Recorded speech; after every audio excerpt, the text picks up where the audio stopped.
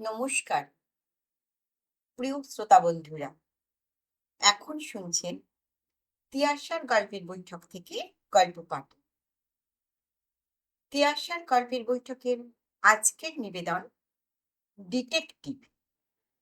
লিখেছেন স্বনামধন্য সাহিত্যিক এবং কার্টুনিস্ট সুকুমার রায়। শুরু করছি আজকের গল্প পাঠ ডিটেকটিভ। জলধরের মামা পুলিশের চাকরি করেন, আর তার পিসেমশাই লেখেন ডিটেকটিভ উপন্যাস। সেই জন্য জলধরের বিশ্বাস যে চোর, ডাকাত, জাল, চোর জব্দ করবার সব রকম সংকেত সে যেমন জানে, এমনটি তার মামা আর পিসেমশাই ছাড়া আর কেউ জানে না। কারো বাড়িতে চুরি টুরি হলেও জলধর সকলের আগে সেখানে হাজির হয়। আর কে চুরি করলো, কি চুরি হলো, সে থাকলে এমন অবস্থায় কি করত, এসব বিষয়ে খুব বিজ্ঞের মতো কথা বলতে থাকে। যোগেশবাবুর বাড়িতে যখন বাসন চুরি হলো, তখন জলধর তাদের বলল, আপনারা একটু সাবধান হতে জানেন না, চুরি তো হবেই। দেখুন তো ভাড়ার ঘরের পাশেই কিরকম অন্ধকার গলি, তার উপর জানালার গরাদ নেই। একটু শেয়ানা লোক হলে এখান দিয়ে বাসন নিয়ে পালাতে কতক্ষণ? আমাদের বাড়িতে ওসব হওয়ার জন্য আমি রামধনকে বলে রেখেছি, জানালার গায়ে এমনভাবে বাসনগুলো ঠেকিয়ে রাখবে যে জানালা খুলতে গেলেই বাসনপত্র সব ঝনঝন করে মাটিতে পড়বে। চোর জব্দ করতে হলে এসব কায়দা জানতে হয়।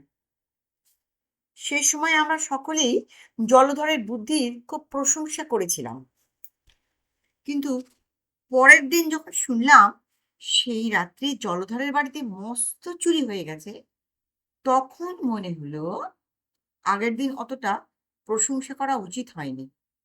জলধর কিন্তু তাতে কিচ্ছু মাত্র দমেনি। ওই আহাম্মুক রামধিটার বোকামিতেই সব মাটি হয়ে গেল। যাক, আমার জিনিস চুরি করে তাকে আর বেশ হজম করতে হবে না। দিন দু চার যেতে দাও না। 2 মাস গেল, 4 মাস গেল, চোর কিন্তু আর ধরাই পড়ল না। চোরের উপদ্রবের কথা আমরা সবাই ভুলেই গেছি একরকম। এমন সময় হঠাৎ আমাদের স্কুলে আবার চুরির হাঙ্গামা শুরু হলো। ছেলেরা অনেকে টিফিন নিয়ে আসে, তা থেকে খাবার চুরি যেতে লাগলো। প্রথম দিন রামপদর খাবার চুরি যায়। সে বেঞ্চের উপর খানিকটা রাবড়ি আর লুচি রেখে হাত ধুয়ে আসতে গেছে। এরই মধ্যে কে এসে লুচি টুচি বেমালুম খেয়ে ফেলেছে। তারপর ক্রমে আরো 2-4টে ছেলের খাবারও চুরি হতে লাগলো।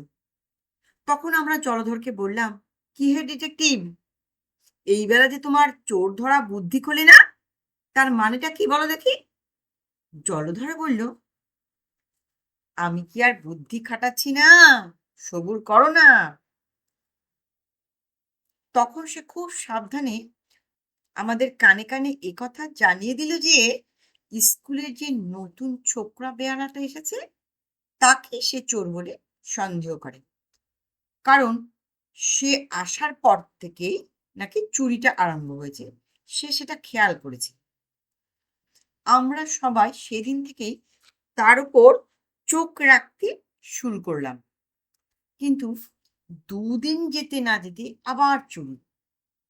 পাগলা দাশু বেচারা বাড়ি থেকে মাংসের চপ এনে টিফিন ঘরের বেঞ্চের তলায় লুকিয়ে রেখেছিল। কে এসে তার আধখানা খেয়ে বাকিটুকু ধুলোয় ফেলে নষ্ট করে দিয়ে গেছে। পাগলা তখন রাগের চোটে চিৎকার করে গাল দিয়ে স্কুল বাড়ি মাথায় করে তোলে। আমরা সবাই বললাম, আরে চুপ চুপ, অত চেঁচাসনি, তাহলে চোর ধরা পড়বে কি করে? কিন্তু পাগলা কি আর সে কথা শোনে? তখন জলধর তাকে বুঝিয়ে বলল, আর 2 দিন সবুর কর, এই নতুন ছোকরাটাকে আমি হাতে নাতে ধরিয়ে দিচ্ছি, এই সমস্ত কারসাজিগুলো করছে।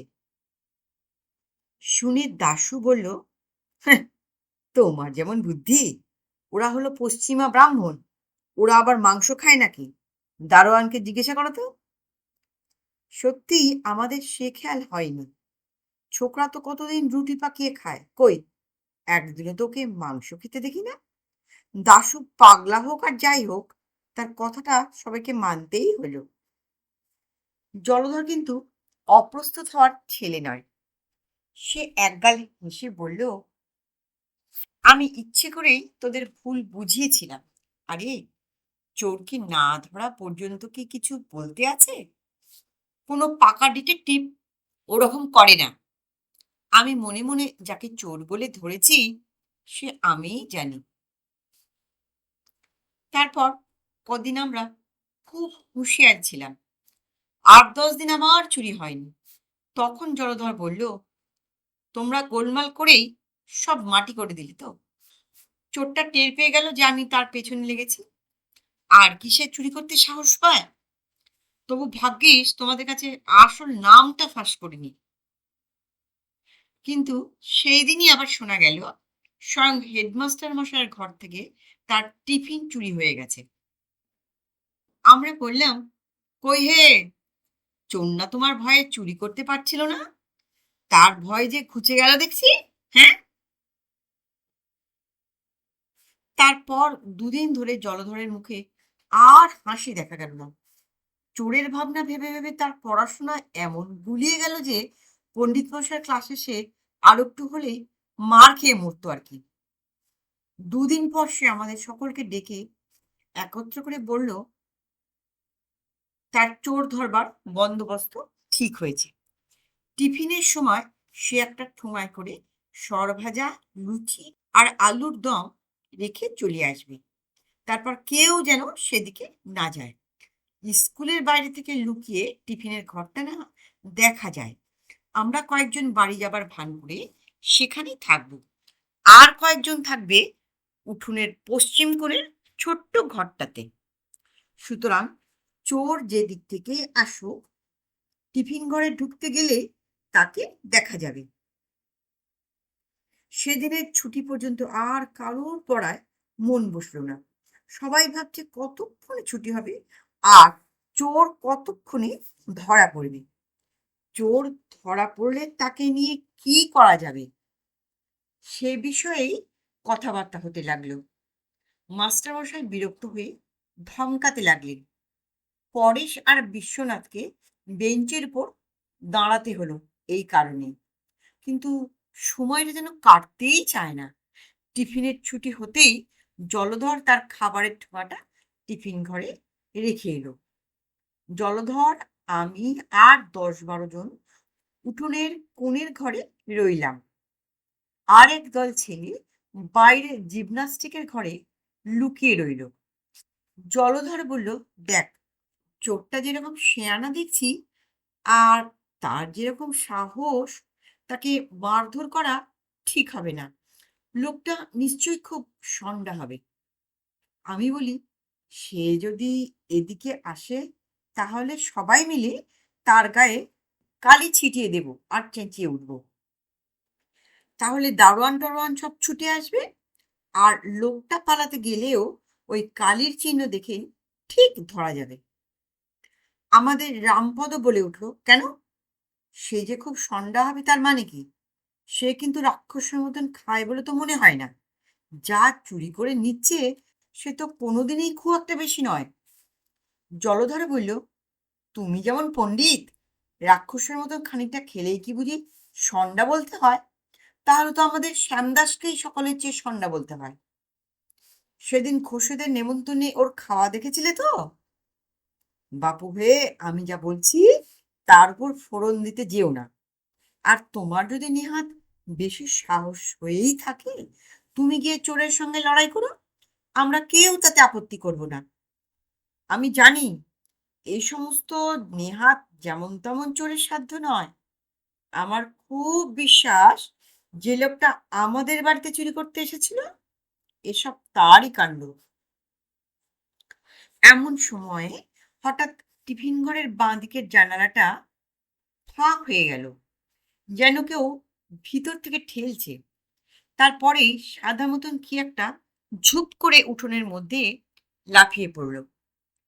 আমরা চেয়ে দেখলাম একটা মোটা হুলো বেড়াল, তার মুখে জলধরের সরভাজা। তখন যদি জলধরের মুখখানা দেখতে, সে এক ভিতঘুটে উঁচু হাঁ করে উঠোনের দিকে তাকিয়ে রইল। আমরা জিজ্ঞাসা করলাম, কেমন হে ডিটেকটিভ, ওই সন্ধ্যা চোরটাই তো তোমার বাড়িতে চুরি করেছিল, তাই না? হ্যাঁ হ্যাঁ, তাহলে এখন ওকেই পুলিশে দিই, কি বলো? নমস্কার। গল্পটা কেমন শুনলি? গল্পটা ভালো লাগলে অনুগ্রহ করে একটা লাইক করতে ভুলবেন না, এবং আমার গল্পের চ্যানেলের নতুন শ্রোতা বন্ধু হলে চ্যানেলটিকে সাবস্ক্রাইব করে বেল আইকনটি অন করে রাখবেন। হ্যাঁ, আপনাদের গুরুত্বপূর্ণ মতামতের অপেক্ষায় রইলাম।